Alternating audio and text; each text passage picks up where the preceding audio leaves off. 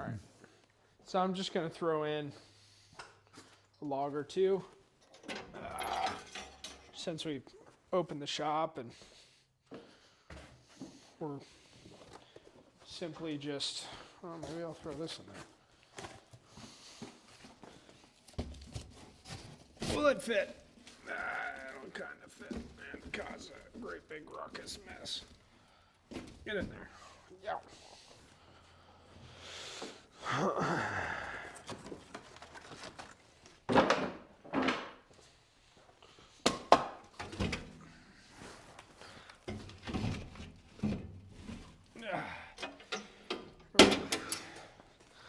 Just keep it nice and warm. Okay.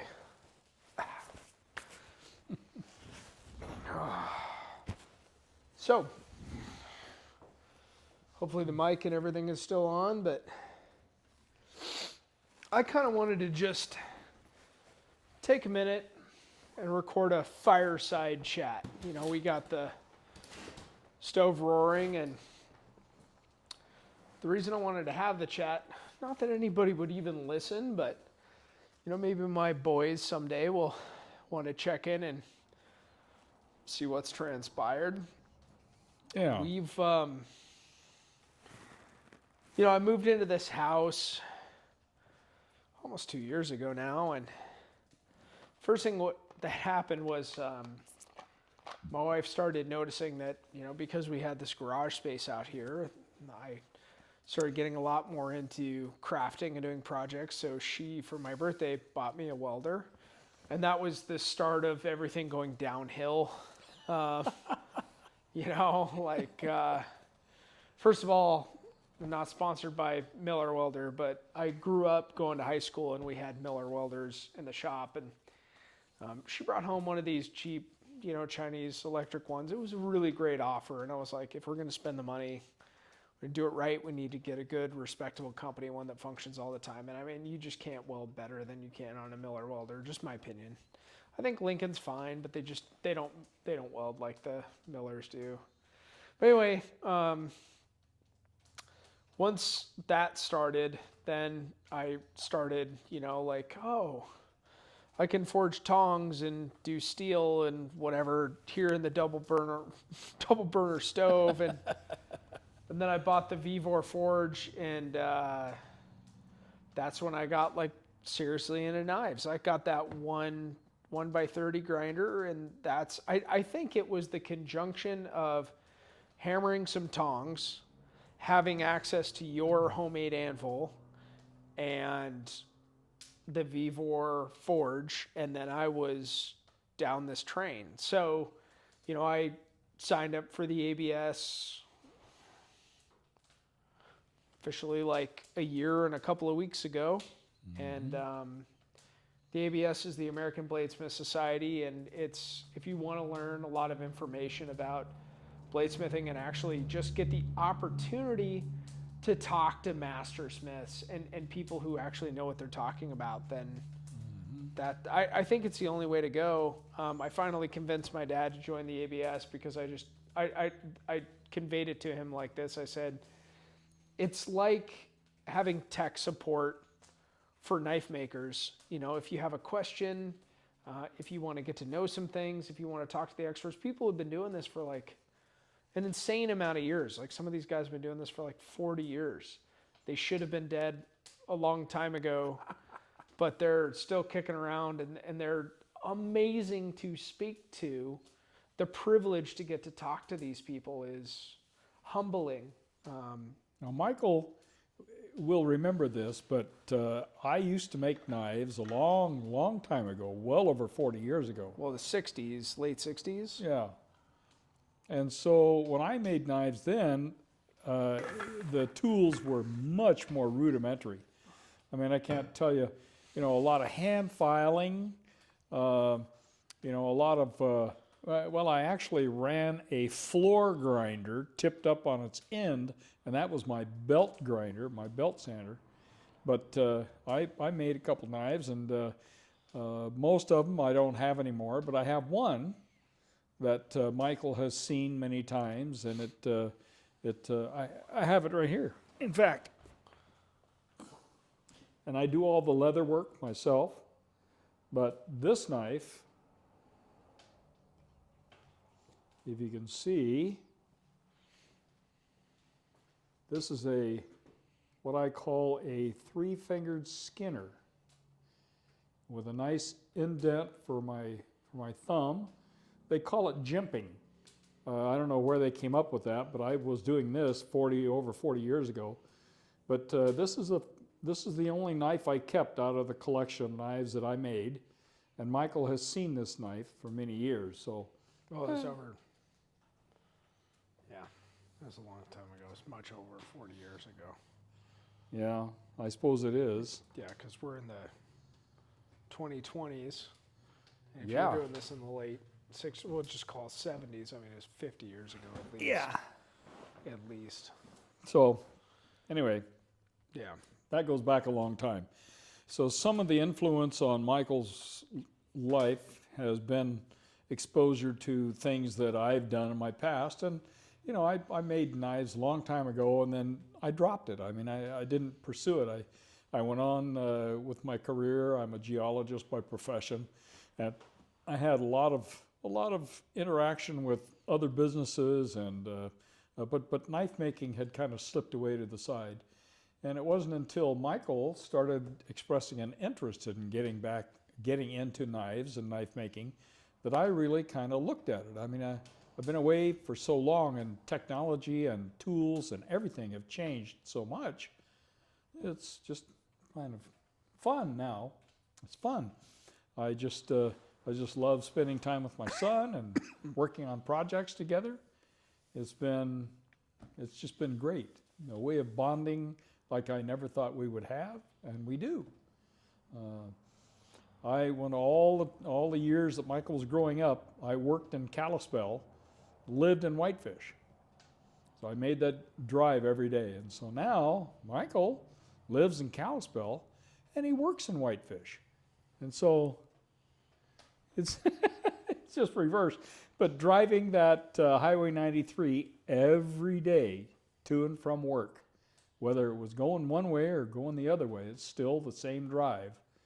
And so anyway. Yeah, the roads are different now. They've done a lot of improvement, but still, if you're not from Montana and you're driving in winter conditions here, can I just say, for the love of Pete, drive on the right side of the road. Just drive on the right. You're not going to be driving fast. Just drive on the right side of the road. Still, to this day, makes it, you know, if you're on the left side because you're avoiding somebody or a certain bad area for a couple of minutes, it's fine. But the amount of people that will just drive in the fast lane and do like 35 miles an hour. And people from California will freak out when they hear this. Oh, 35 miles. Yes, people from California are coming here and driving 35 miles an hour in the fast lane, which if you're in California, I mean, you would literally get shot by a gang member for doing that. But it is what it is. So yeah, my dad actually, I don't even know if you can see it in the camera, but my dad got pulled into this because we started this project. It's this 8-inch jaw Wilton bullet vise that we rebuilt. And that's really what started you coming into this, because I was starting getting into knives, and I'd been given this old vise that was just junked. It would not open. It was rusted shut. I mean, and it took us 2 months, and I do not make up that number. It took us 2 months to crack it, between adjusting certain parts, tapping things, using PB Blaster. Hey, not sponsored by PB Blaster, but I take a sponsorship because they are awesome. Nothing else worked for getting things to move when they weren't supposed to move. So yeah, we started that project, and then you noticed that I was really back into making knives, because we made the first knife that I had ever made when I was 16 for an ex-girlfriend who told me that she threw it at a fireplace, and if she still has that knife, I will still trade you your guitar back for that knife. Yeah, she wanted her guitar back. I told her I wanted my knife back. She said, I can't give you your knife back because I threw it in the fireplace. If you still have that knife, I will take it back. Just letting you know. But anyway. Yeah. But yeah, so I figured my dad and I would just sit down and shoot the breeze about this a little bit and talk about our pasts. You had gotten into knives because you're a big hunter, and I've heard this from a lot of people who are older, who are master knifesmiths and in the knife making business, that they're just, the buck knife was the closest thing to the best thing that you could have, and it wasn't a really great option even then. A lot of knives just weren't, the sheaths weren't good, the knives weren't that great, and so they started making their own. And you got out of the Marines, you'd been in Vietnam, you'd done some time in some more serious service, and you started making knives because you were actually hired by the mining companies to hike across the Rocky Mountains and Yes. take mineral samples. And what's so cool about that is, I mean, I've never even heard of somebody who they were literally airdropping shipments to and then sending in packed mules to pick up your samples. And I mean, that's pretty cool stuff. But Yeah, I well remember some of my experiences. I was working for the Idaho Bureau of Mines, and we were sampling some of the primitive areas to be included as wilderness. And so my job was to hike or pack to the top of the divide and then come down the streams. And every confluence of every stream, I would stop and I would pan material out of the stream and put it in a little sample bag, write down the general topography and the geology in the area, and kept on going. And so one day I had come down all the way down through the Wolf Fang drainage, and I got down to the river of no return. The middle fork of the Salmon is what that was. And so I got all the way down to the Salmon River, and of course I came out right in the middle of the wilderness. There was no road, no car, no nothing, and I had to get across the river.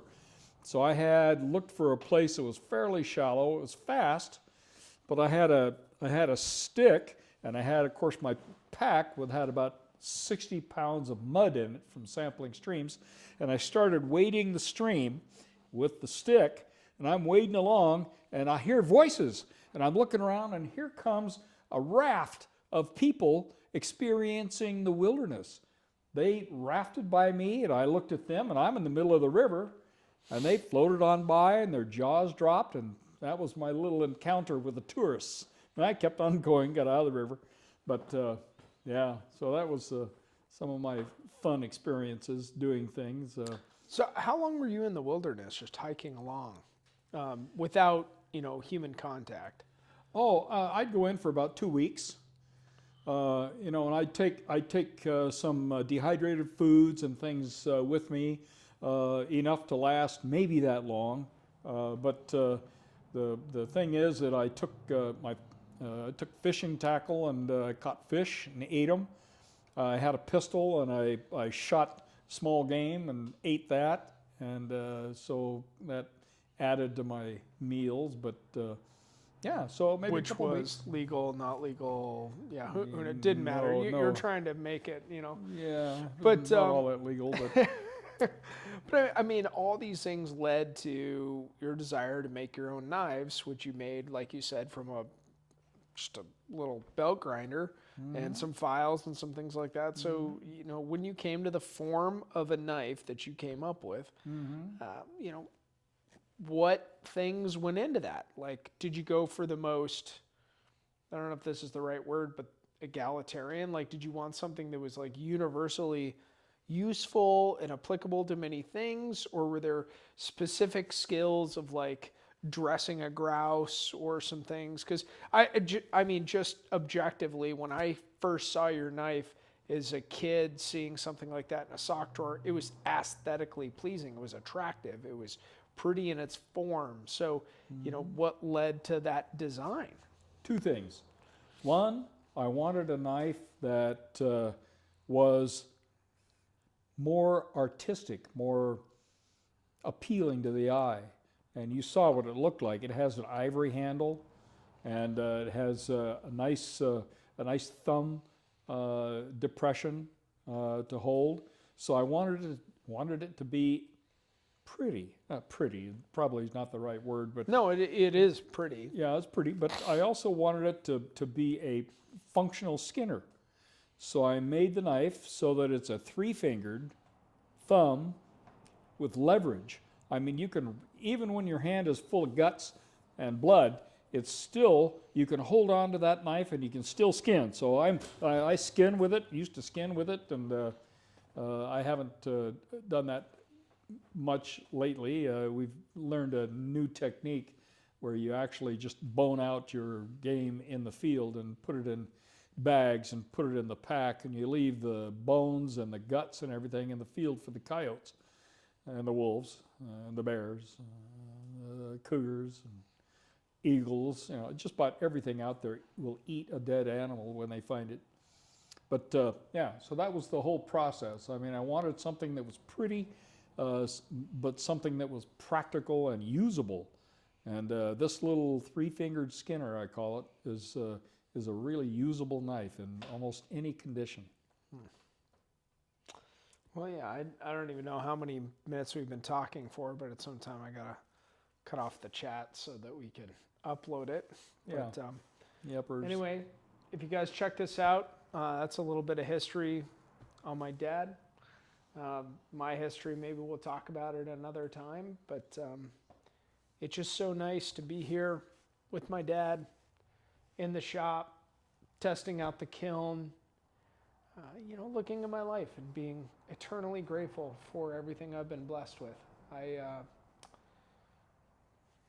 couldn't be more lucky, blessed in everything that God's granted me with, and it's been a tough ride at many times in my life, but it's been a beautiful, fruitful journey, and I wish all of you the best. I know times can be really hard right now, but man, you know, God builds tough people for hard times. We can make it through this and do some great things with the lot in life that we've been given, and it's important that we embrace that lot and cherish the work and move forward. So God bless all of you. Absolutely.